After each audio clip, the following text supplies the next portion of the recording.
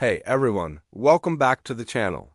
Ever wonder how your bank asterisk really asterisk makes its money? It's not just from those obvious fees. Today, we're uncovering 3 hidden ways banks profit from you. First, let's talk about the spread.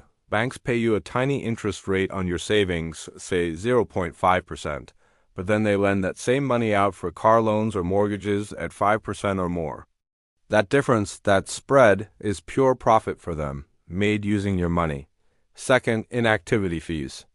If you have an old account you don't use often, some banks will start charging you a monthly fee just for it sitting there. It's like paying rent for your own money to do nothing. And third, interchange fees. Every time you swipe your debit or credit card, the merchant pays a small fee to the bank that issued your card. It's only a few cents per transaction, but multiply that by millions of swipes a day, and it adds up to a fortune.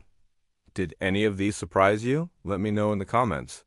If you found this useful, give it a thumbs up and subscribe for more financial insights. Thanks for watching.